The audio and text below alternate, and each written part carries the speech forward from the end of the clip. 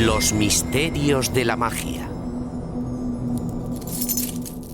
A lo largo de este programa, ustedes van a ver magos y a gente profesional del mundo del espectáculo que después de ensayar durante años son capaces de realizar algunos trucos e ilusiones ópticas que no solo parecen ser, sino que en realidad son extremadamente peligrosos. Por favor, no intenten realizar estos trucos en casa. En nuestra era tecnológica, los platós de las televisiones son el escenario utilizado por los magos que quieren comunicarse con el público.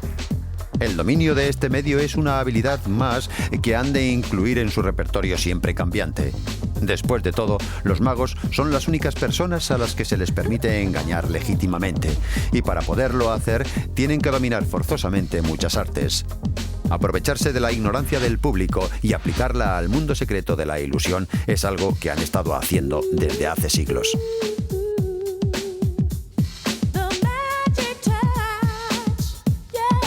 Los magos siempre se han confabulado entre sí para hacer que lo imposible parezca posible. Los misterios de la magia, lo imposible hecho realidad.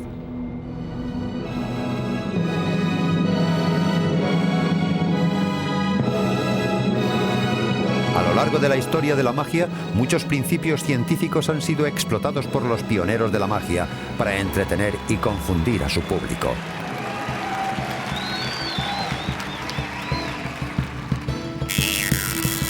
El uso de la electricidad estática lo suficientemente segura significaba que se podría hacer temblar a la gente sin matar a nadie. La fuerza destructiva de las llamas, dominadas por aquellas personas que adquirieron el conocimiento suficiente para hacerse inmunes al fuego. A lo largo de los años, el incienso, magnesio en polvo, el hielo seco y hasta incluso gases extraños y narcóticos han sido utilizados para ambientar el aforo de los teatros por ilusionistas ansiosos de crear un determinado clima de misterio mágico. Algunas de las ilusiones más famosas en el mundo de la magia fueron fabricadas con la precisión de un relojero, mucho antes que los plásticos y la fibra de carbono, y de que el diseño por ordenador hiciera su aparición. Los prestidigitadores son ante todo intérpretes adelantados con el fin de entretenernos. La magia de ayer es la ciencia de hoy, de la misma manera que la alquimia de ayer se convirtió en la química de la ciencia moderna, y puede que la magia de hoy se convierta en la ciencia del mañana.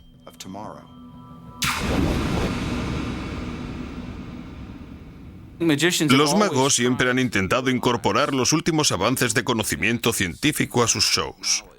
Esto abarca naturalmente cualquier cosa, desde el uso temprano de la electricidad, del electromagnetismo, la radio y hasta la microelectrónica de hoy en día.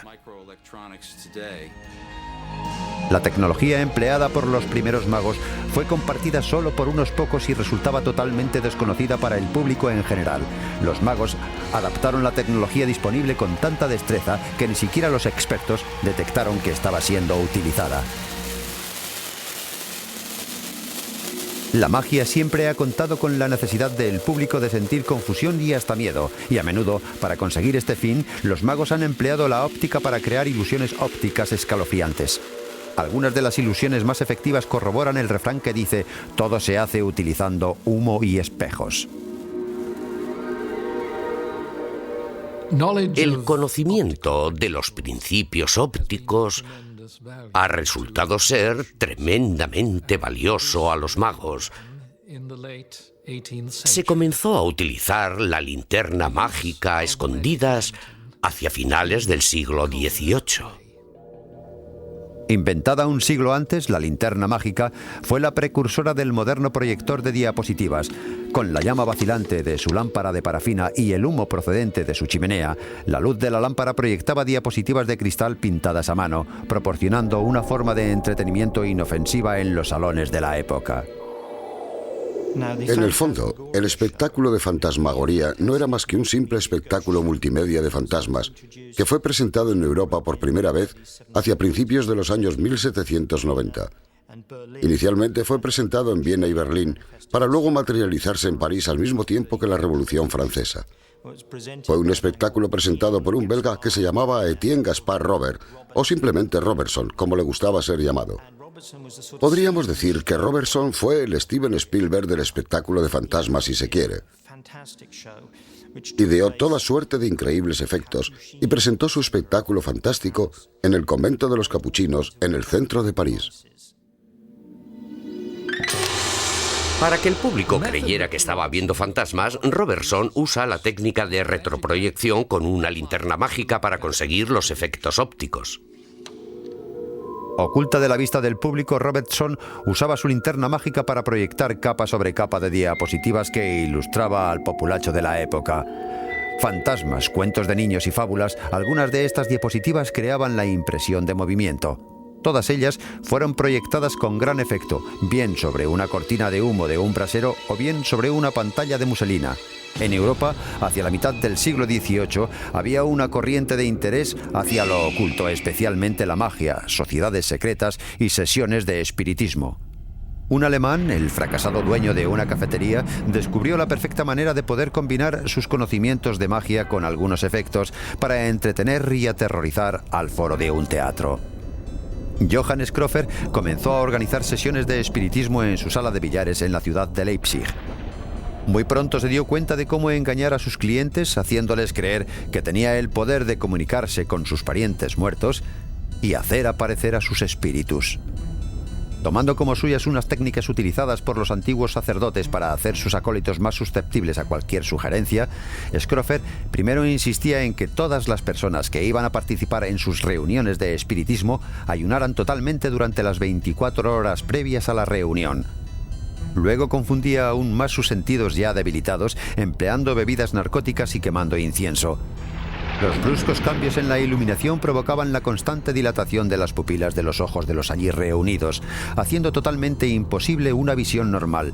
Los cambios de temperatura y unos fuertes golpes de sonido magnificaban aún más el ambiente ya de por sí cargado. Schröfer solía decir frases inconesas relacionadas con lo oculto. Usaba jeroglíficos y murmuraba hechizos para tejer su dominio sobre el grupo desorientado de participantes. Oculta en la oscuridad, ponía una linterna mágica lista para proyectar una imagen vagamente parecida a cualquier ser querido fallecido. Mientras esperaban de pie dentro del círculo mágico, los participantes sentían un hormigueo en las plantas de sus pies. La participación en sí resultaba una experiencia multisensorial. Quiero decir que una sensación sucedía a la otra muy rápidamente. Era una experiencia óptica, acústica, táctil y muy terriblemente extraña. Mientras esperaban de pie, escuchando en la penumbra, los participantes imaginaban que oían voces extrañas, estrepitosos e impresionantes truenos, mientras veían rayos de luz intermitentes. Y entonces, de repente, se apagaban todas las luces. Allí estaban en la espesa oscuridad con la única luz de un pequeño brasero en un rincón de la habitación. Una columna de incienso ascendía del brasero y allí, en el centro de la espiral de humo, veían una aparición que ellos pensaban que pertenecía a uno de sus queridos parientes muertos. A veces, algunos de entre el público estaban tan asustados que abandonaban la sala súbitamente, gritando que habían visto un fantasma. En realidad, Schröfer no hacía más que utilizar toda suerte de trucos como narcóticos y hasta pequeñas descargas eléctricas que eran lo que realmente producían el hormigueo en la planta de los pies de los allí presentes. De hecho, se podía clasificar la puesta en escena como una experiencia psicológica, una mezcla de privación sensorial, la autosugestión y la aparente realización de hechizos extraños. A pesar del éxito popular de los espectáculos de fantasmagoría, quedaron totalmente superados por un avance de la tecnología en 1862. Era la ilusión óptica más famosa de todos los tiempos, el fantasma de Piper. El doctor John Henry Piper, un catedrático de química, copió el invento de un ingeniero de Liverpool y lo perfeccionó. Se estrenó el espectáculo en Londres en el año 1862 y causó una sensación inmediata. Originalmente concebido para su uso en el teatro como una forma de proporcionar manifestaciones de espíritus en pleno escenario, los magos se dieron cuenta enseguida de sus posibilidades para crear toda una serie de nuevas ilusiones. En la regla de Piper sucede lo mismo que cuando miras por una ventana de noche desde una habitación bien iluminada. Tu imagen se encuentra a la misma distancia de la ventana que entre tú y la ventana. Una espectacular aplicación mágica de este sencillo principio óptico asombró a los habitantes de París en el Cabaret de Neón o Taberna de los Muertos en los años 90 del siglo pasado. Los espectadores del establecimiento fueron recibidos por el propietario vestido con el hábito de un monje con la capucha puesta, tapándole la cara. Les ofrecía copas de estricnina, cólera o pestilencia, que no eran más que cerveza, vermú o absenta. Después de ingerir su veneno, los presentes eran invitados a seguir al propietario a través de túneles subterráneos hasta la sala de desintegración. Bienvenidos, viajeros fatigados, al reino de la muerte. Por fin habéis llegado al sitio a donde habéis de abandonar vuestras almas para siempre. Viendo una muchacha hermosa, los visitantes se horrorizaron cuando presenciaban cómo se transformaba lentamente en un esqueleto. Lo que no veían era la plancha oculta de cristal grueso y el esqueleto de tamaño real colocado en ángulo sobre la chica. Tampoco se dieron cuenta del cambio de la iluminación mientras un oculto cañón de luz enfocaba al esqueleto. El fantasma de Piper gradualmente cayó en desuso. Sin embargo, en el mundo actual de la magia, muchas de las ilusiones que presenciamos están basadas exactamente en el mismo principio. Una de las aplicaciones más espectaculares es la sala de baile embrujada de Disneylandia.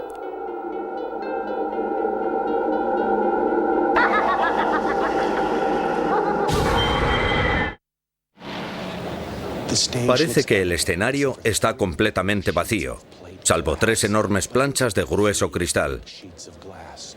Pero resulta que no son 3 planchas de cristal. La que está en medio es un espejo. Esto no es más que un reflejo. ¿Has oído la expresión "todo se hace con espejos"? Bueno, en este caso en concreto, realmente es así. Estamos aquí detrás. Lo que hay que hacer para conseguir que alguien te preste un poco de atención.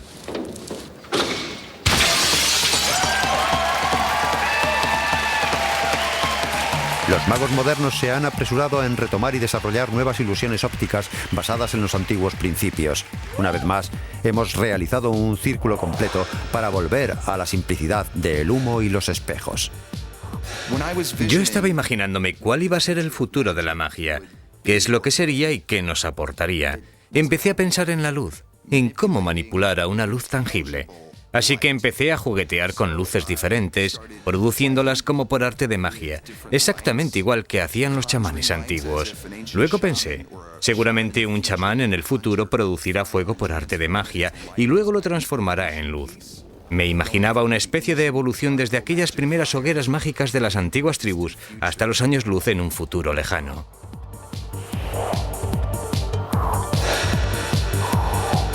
Conquistar y dominar la ley de la gravedad constituye la base de muchas ilusiones mágicas, pero no hay ilusión más famosa que el legendario truco indio de la cuerda. La magia de la India. Pasen y vean, señoras y señores, comprueben cómo la mano es mucho más rápida que la vista. Los misterios y secretos mágicos de los magos indios callejeros han fascinado a los magos de todo el mundo desde hace muchísimo tiempo. Ninguna colección de trucos de ilusión estaría completa sin el siempre presente encantador de serpientes. ¿Cómo lo hacen? ¿Quién lo sabe? Quizá se trata de un caso de hipnotismo o quizá las serpientes reaccionan al sonido de la flauta. De cualquier manera, resulta increíble. Los orígenes del truco indio de la cuerda son inciertos. Aparecen muchas variaciones y explicaciones basadas en una historia concreta que siguen confundiendo a los magos actuales. El truco consistía en que la cuerda estaba sujeta desde arriba. El chaval subía por la cuerda y entraba en la penumbra donde desaparecía. Ahí estaba la clave del truco, la oscuridad de la parte superior. Pero el truco indio de la cuerda puede que tenga sus orígenes en otra parte del misterioso Oriente. Una de las mejores descripciones del truco indio de la cuerda es la de Ibn Battuta en el siglo XIV. Por lo visto, lo vio en China, pero no creo que podamos decir que fuera un testigo muy fiable, puesto que cuenta que cada vez que presenciaba la magia estaba a punto de desmayarse. Por tanto, creo que podemos decir que su relato, como otros tantos, está mermado por su imaginación. La razón por la que la gente siempre ha pensado que procedía de la India puede tener su explicación en otro cuento, también bastante imaginativo, que data del principio del siglo XVII. Era la época de los grandes magos en las cortes del gran emperador mogol Jehangir. El concepto de poder ascender hasta el cielo es común en muchas religiones. Está implícito que la cuerda es el enlace entre dos planos de existencia. Así que izarse por la cuerda representaba pasar de un plano de existencia a un nivel más elevado, a un plano superior de existencia. Sospecho que la ilusión trata de esto. Es la explicación del por qué este truco ha perdurado durante tanto tiempo, porque nos habla de nuestros propios deseos de paso de un nivel hacia otro superior. Desde hace mucho tiempo los magos han explotado el truco indio de la cuerda, pero el hecho es que no existe ningún testigo que pueda decir honestamente que lo haya visto realizar ante sus propios ojos.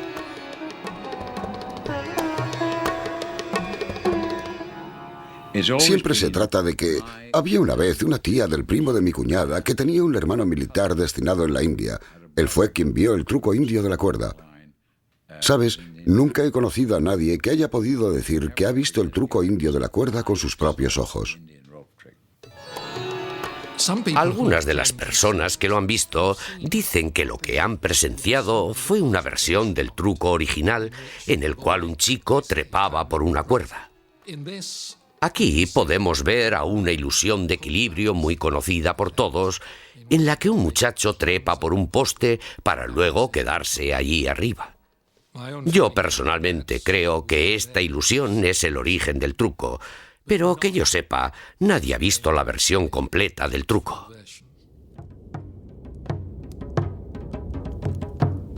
La única versión auténtica del truco puede realizarse solo si se hace fuera de casa, de noche, en un sitio rodeado por árboles y donde la única iluminación proceda de las llamas chispeantes e inestables de una hoguera. La ejecución depende de las habilidades del muchacho y del poder de persuasión del mago. Si dominas la técnica de la sugestión, puedes hacer que las personas vean, sientan y experimenten cosas que realmente no están sucediendo. Un buen mago es una persona que sabe manejar un programa neurolingüístico a su antojo.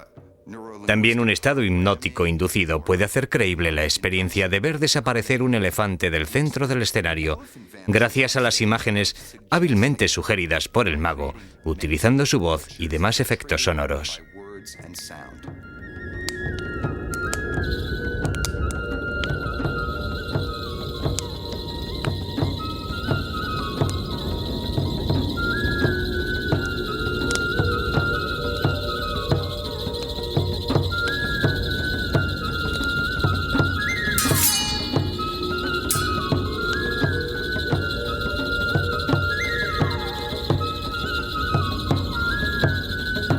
Mientras el muchacho trepaba por la cuerda, el mago tiraba puñados de incienso y marihuana a las llamas de la hoguera y antorchas, produciendo nubes de humo hipnótico. Oculto en las mismas nubes, el muchacho se ponía a buen recaudo gracias a una cuerda tensada que pasaba por encima de las cabezas del público. Luego se escondía en la cesta del mago.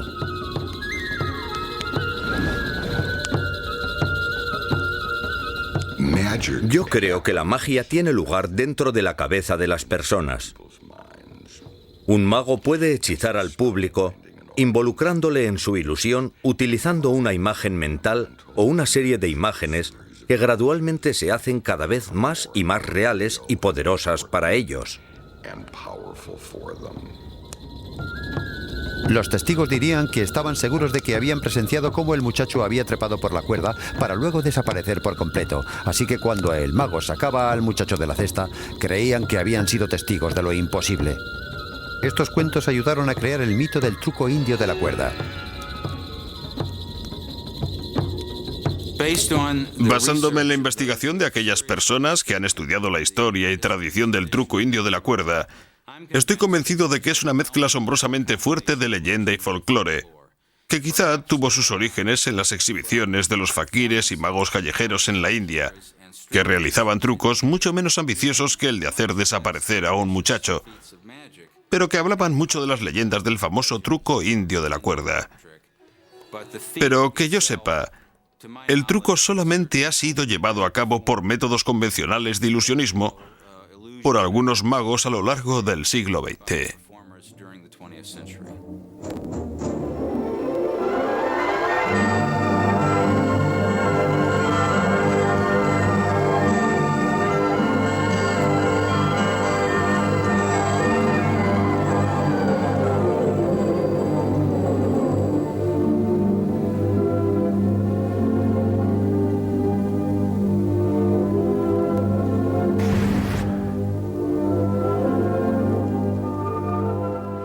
Hay que reconocer que, de entre toda la información que hemos podido recabar, el truco realizado en el escenario de un teatro tampoco causó mucho impacto en el público allí presente. Pero similares ilusiones basadas en la levitación y en la suspensión fueron a menudo copiadas y refinadas por los magos occidentales. La técnica de desorientar al público a propósito, confundiendo sus sentidos y cegándoles con la ciencia, era la especialidad del hombre apodado el padre de la magia moderna, Jean-Eugène Robert Houdini. En 1845, sus soirées fantastiques eran la comidilla de la sociedad de París. Pero no importaba que hasta el mejor mago de la época mezclara los principios científicos verdaderos con la pseudociencia. Una de sus ilusiones más famosas era la de suspender a alguien en el aire, o por lo menos así parecía. Houdini empezaba su espectáculo explicando que un líquido recién descubierto, que él llamaba éter, tenía una propiedad insólita. Podría convertir a una persona en más ligera que el aire. Mientras hablaba, alguien introducía la droga soporífica al público, luego drogaba a su hijo con el nuevo líquido, pero lo que le suministraba en realidad no era más que agua. Apoyado sobre dos soportes colocados debajo de sus brazos, el muchacho parecía dormir, y entonces el mago quitaba uno de los soportes.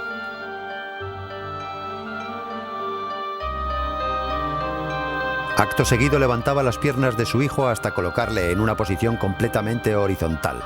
Luego le quitaba una de las plataformas de apoyo. Ahora parecía que el muchacho estaba suspendido en el aire, desafiando la ley de la gravedad. El mago siempre concluía el espectáculo con este número y la cortina siempre bajaba entre los aplausos enfervorecidos del público. Houdini había descubierto que si presentas a la ciencia con un argumento plausible y una interpretación conveniente, puedes manipular al público para que crea casi cualquier cosa. Pero aparte de ser el padre de la magia moderna, Robert Houdini también era relojero. Un inventor prolífico, que no solamente diseñaba relojes pequeños y grandes, sino que investigaba la aplicación de la electricidad y el electromagnetismo en relojes y otros artefactos, incluidos los instrumentos científicos. Uno de sus descubrimientos, por el que fue recompensado con un premio, fue la invención de lo que él llamaba el reloj misterioso. El reloj misterioso es un reloj cuya cara es completamente transparente. Sin embargo, un observador podía ver funcionar las manecillas y la cara del reloj sin que hubiera ninguna conexión evidente entre las manecillas que marcaban la hora y cualquier mecanismo de relojería. Tampoco estaba a la vista ningún mecanismo que pudiera estar conectado a ellas, ni que estuviera escondido dentro de la caja del reloj. Pero en realidad el mecanismo que hacía funcionar el misterioso reloj estaba oculto en la base. Una barra metálica transfería el movimiento a un bisel circular a la base de la columna de cristal que estaba, en realidad, formada por dos tubos de cristal, uno dentro del otro. El tubo interior transfería el movimiento del mecanismo hasta la cara del reloj, mientras quedaba completamente escondido por la refracción de la luz. La reputación de Houdini se debe a su ingeniosa aplicación de la mecánica para crear complejas ilusiones ópticas. Diseñadores modernos de ilusiones ópticas mantienen vivo su legado hasta nuestros días. La robótica futurista de los escenarios modernos es la sucesora de aquellas antiguas máquinas que no eran menos sofisticadas ante los asombrados ojos del público, delante del cual fueron presentadas hace más de un siglo, mucho antes de que nadie soñara con los adelantos tecnológicos con los cuales podemos contar hoy día.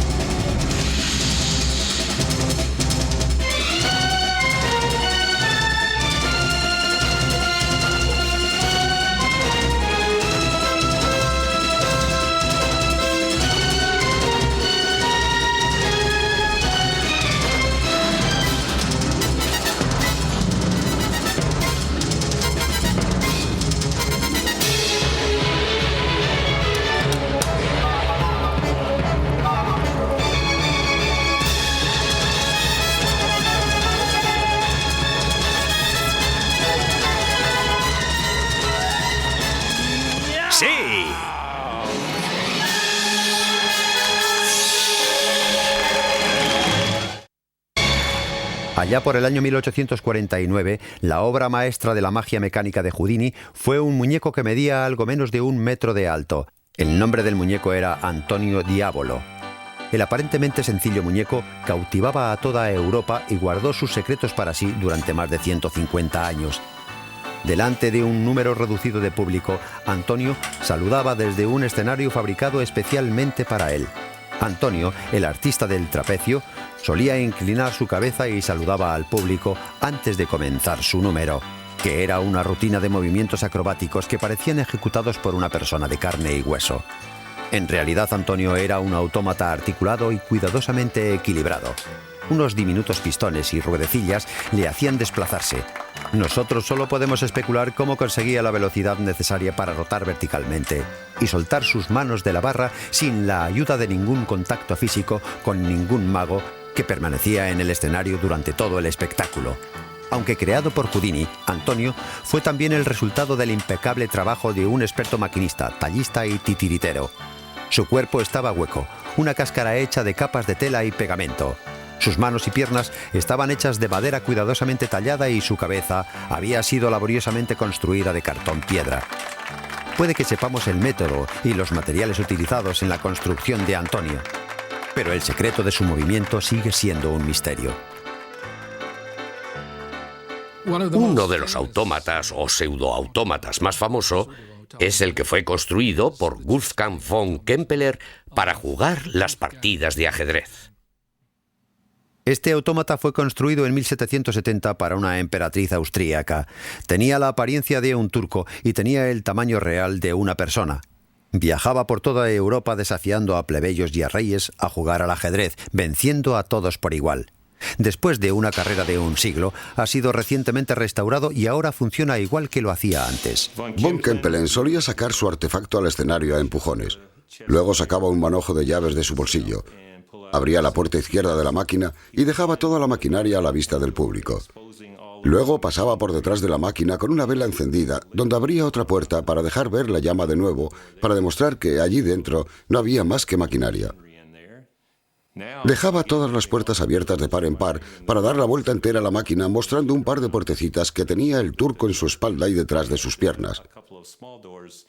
A continuación, volvía a levantar la toga del turco para mostrar una vez más que no escondía más que maquinaria. Volvía a dar la vuelta a la máquina, cerraba todas las puertas con llave y comenzaba el espectáculo. Con los movimientos de una persona de verdad, un juicio sin titubeos y una cara que no expresaba emoción alguna, el jugador de ajedrez resultaba ser un imponente y temido contrincante. Después de supuestas victorias contra Napoleón, Benjamin Franklin y Catalina la Grande de Rusia, el célebre autor Edgar Allan Poe se obsesionó con descubrir su secreto. Sus teorías iban desde el uso del electromagnetismo hasta la manipulación con algún tipo de mando a distancia por una persona que se encontraba fuera del escenario. Pero la especulación más popular mantenía que había un experto jugador de ajedrez dentro de la máquina, a pesar de que la figura tenía el aspecto de no disponer de más sitio que para la maquinaria. Uno de los rumores difundido acerca de esta figura fue puesto en circulación por nada menos que Robert Houdini. En sus memorias afirmaba que este autómata fue construido para esconder a un combatiente polaco sin piernas. Este pobre desgraciado llamado Borowski había perdido sus piernas por la explosión de un obús. Por eso el modus operandi de la máquina. El jugador hasta hacía ademán de tener el mismo temperamento que un gran maestro de ajedrez de verdad y se volvía impaciente si un oponente tardaba más de la cuenta en mover ficha. Si un contrincante osaba realizar un movimiento ilegal, pensando en que la máquina no se daría cuenta, el jugador de ajedrez reaccionaba violentamente. Hemos logrado unos avances increíbles en cuanto a las técnicas utilizadas en magia. Hemos construido un muñeco con el aspecto de Teller que podemos controlar perfectamente. Ahora, el verdadero Teller está manipulando la máquina desde allí lejos. Aun cuando sepas cómo realizamos este truco, es un número bastante fuerte. Mirad esto. Parece Teller, pero no lo es. Es otro tipo de muñeco, y puedo hacer cualquier truco con él. Fijaos bien, si quiero arrancarle el pelo, no tengo más que agarrarlo y tirar de él. No hace falta esconderlo en mi mano, ni necesito ningún otro efecto especial. Simplemente lo arranco. Alguien detrás del escenario se encargará de volver a colocarlo en su sitio. No me hace falta efecto especial alguno. Si me apetece golpearle, le golpeo. Enhorabuena, un buen intento de esquivar el golpe, Teller. Me ha encantado la cara que ha puesto. El mantenimiento del equilibrio resulta ser nuestro más complicado problema, así que todos los trucos se realizarán desde detrás del escenario. Adelante, Teller, dale fuerte. Hola a todos, ¿os está gustando el espectáculo? No me gusta la voz que tiene, pero tampoco teníamos previsto utilizarlo mucho. Bien, he aquí un truco sencillo que no habéis visto antes. Es un truco muy bonito, Teller. Veamos qué te ocurre con la lengua.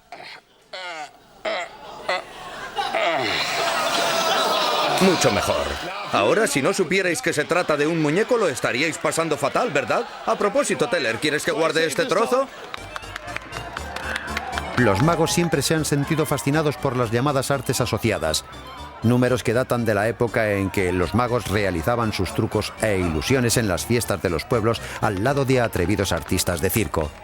Algunos de los artistas más oscuros y sus curiosos espectáculos han desaparecido hace años, usualmente por razones obvias, incluyendo a la persona que engullía ratones vivos, el que se tragaba espadas envueltas en llamas, el que comía piedras y cuyo estómago siempre emitía sonoros ruidos, y la joven cuya especialidad era la de tragarse unas cuchillas gigantes de afeitar.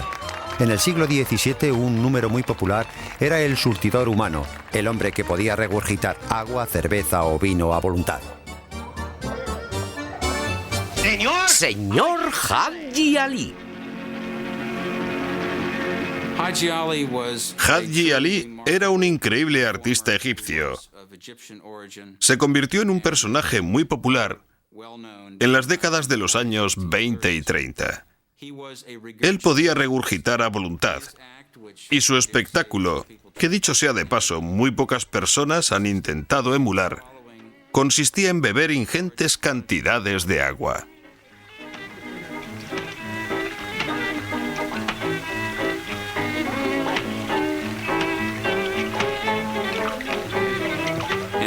Gracias al grado increíble de dominio de los músculos abdominales, podía lanzar una columna del agua que acababa de beber a una distancia considerable.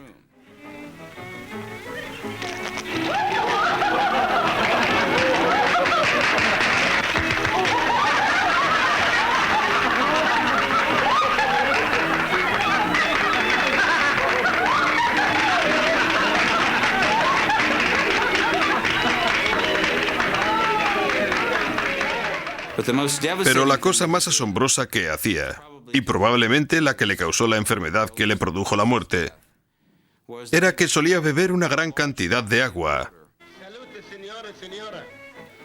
seguida de una botella de queroseno. Dentro de su estómago el queroseno flotaba encima del agua. Entonces primero regurgitaba el queroseno sobre lo que parecía una pequeña tea encendida. Lógicamente, al entrar la llama en contacto con el queroseno, se producía una gran deflagración.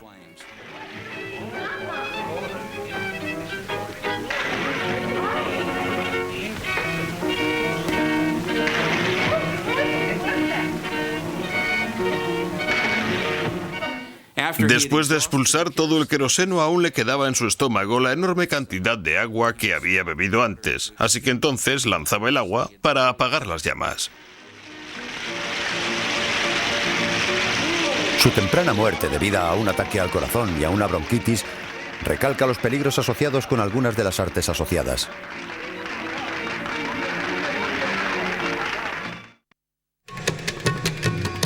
Andar sobre ascuas como truco de magia o ritual es algo universal y antiguo a la vez.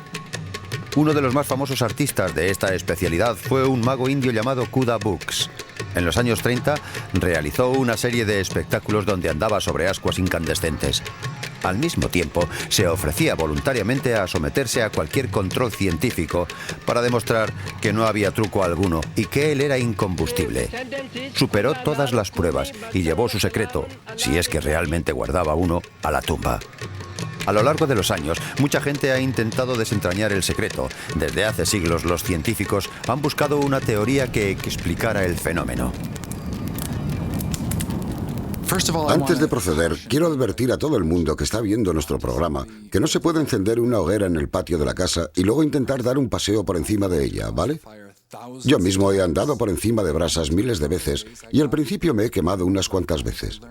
He aprendido de mis errores. He visto a personas sufrir unas quemaduras escalofriantes por andar sobre brasas de madera. He visto cómo algunas de ellas han sufrido quemaduras de tercer grado. Eso quiere decir que todas las capas de la carne han sido afectadas, completamente calcinadas. Es cierto que existen trucos, pero no son trucos en el sentido estrictamente tradicional de la palabra, como por ejemplo un truco de magia que precisa engaño. Es más bien conocer al fuego, informarse de las cualidades del mismo, saber lo que se puede hacer y lo que no se puede hacer. Si hay un truco, está en saber cómo preparar las ascuas para no hacerte daño. Puesto que estamos hablando de temperaturas por encima de 850 grados centígrados, una temperatura abrasadora como la del napalm, no hay una explicación fácil para el misterio de cómo algunas personas pueden caminar sobre ascuas sin causarse graves lesiones. Una teoría, el efecto Leidenfrost, muestra cómo una gota de agua puede saltar de un lado a otro de una plancha caliente gracias a estar encima de una capa de vapor mientras se evapora.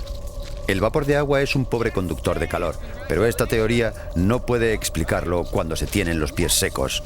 Otra teoría sostiene que las brasas son pobres conductores de calor y no hay tiempo suficiente para transferir su calor a los pies.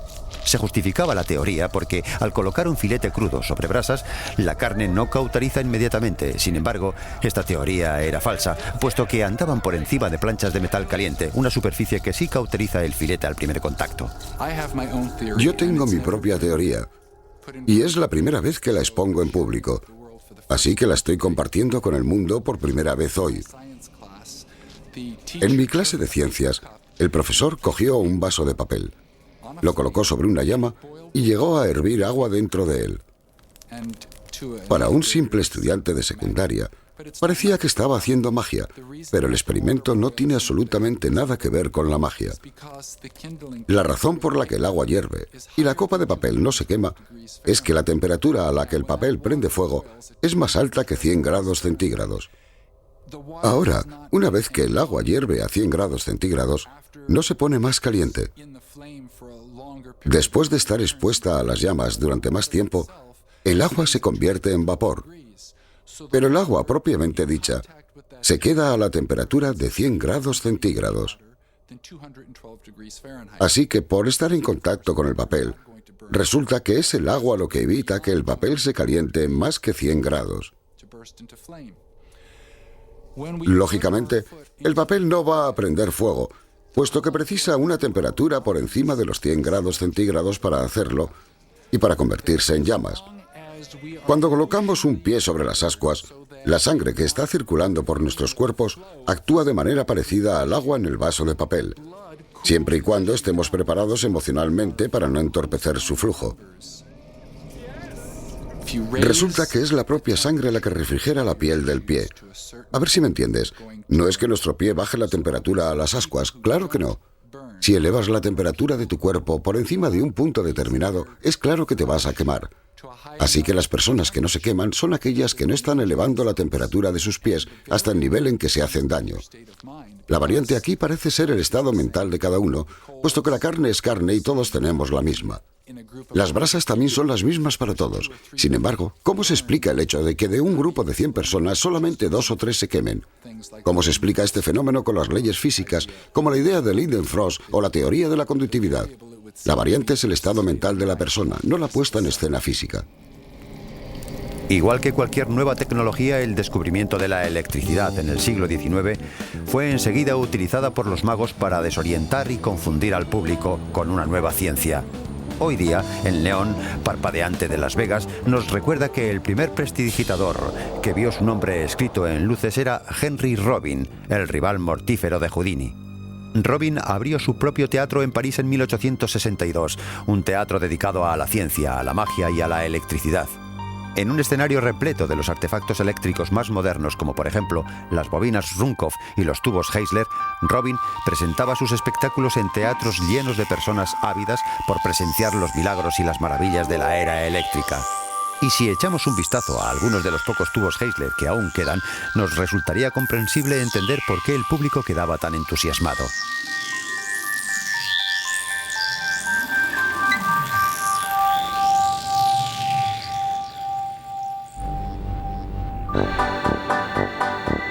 Uno de los magos más extraños en explotar las maravillas de la electricidad fue una persona que se hacía pasar por el Dr. Walford Body, un maestro de la autopromoción que se anunciaba como el milagro viviente, diciendo de sí mismo que poseía conocimientos sin límites de todo cuanto estaba relacionado con la electricidad. Causó sensación a principios del siglo XX. Su notoriedad, porque así se generó su reputación, me temo que procedía del equipo eléctrico y los insólitos remedios de curandero con que Body llenaba sus escenarios. Solía invitar a subir al escenario a todas aquellas personas que estaban paralizadas o cojas, diciéndoles que les iba a curar con la aplicación hipnótica de la fuerza bódica. Excelencias, damas y caballeros, Wilton's, el teatro más elegante de la ciudad, tiene el orgullo de ofrecerles esta noche la esencia del norte, el mago eléctrico, el moderno realizador de milagros, el famoso cirujano sin sangre, el único, el asombroso, el Dr. Walford Body.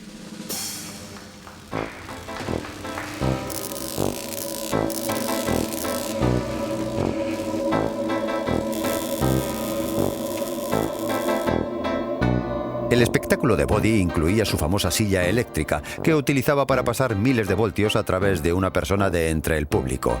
La gente estaba aterrorizada. Pero lo que no sabían era que aunque la electricidad estática puede dar algún que otro calambre, no representa una amenaza vital. Para cualquier espectador resultaba asombroso que cualquiera pudiera aguantar semejante descarga eléctrica, sobre todo cuando la silla eléctrica acababa de hacer su aparición en los Estados Unidos como método de ejecución de los criminales. Con todo esto, sus espectáculos se volvieron muy tópicos. Al principio del siglo XX, el simple hombre de a pie tenía relativamente pocos conocimientos de las propiedades de la electricidad. Menos conocidas aún eran las propiedades de las altas frecuencias y los bajos amperios, que eran precisamente lo que estaba explotando Body. Body sabía que mientras los amperios utilizados son bajos, el cuerpo humano puede soportar unos voltajes muy elevados. Producía chispas con sus dedos y encendía bombillas eléctricas y teas pequeñas solo con tocarlas. Había un gran número de trucos e ilusiones mágicas que fueron muy populares hacia finales del siglo XIX y principios del XX, que se han vuelto obsoletos, anacrónicos y poco efectistas. Todo ello gracias a los adelantos que se han producido en la tecnología científica. La carrera de Body fue cortada en seco por la creciente popularidad de las películas y la consecuente caída en desuso de las salas de fiestas. Las películas dependían de su propia magia, la habilidad del ojo y el cerebro humano de interpretar una serie de rápidos fotogramas con movimiento continuo. Y naturalmente fue un mago, George Méliès, el que se convirtió en su popular pionero. Muchas de las películas que rodó no son más que una puesta al día de algunos de los espectáculos en directo que fueron muy populares en el siglo XIX, cuando fueron presentados por magos como por ejemplo Houdini. En vez de emplear métodos mágicos, Méliès desarrolló una técnica fotográfica que conseguía el mismo efecto mágico ante un público inexperto. Lo que nos resulta quizá más asombroso es que Méliès llevó a cabo todos sus efectos especiales ópticos dentro de la cámara, sin poder contar con la ayuda de la técnica de las cuales disponemos hoy día, como por ejemplo animación por ordenador o la tecnología digital. Su técnica se conoció como la fotografía de parada de emoción, que hoy día constituye la base de cualquier película animada.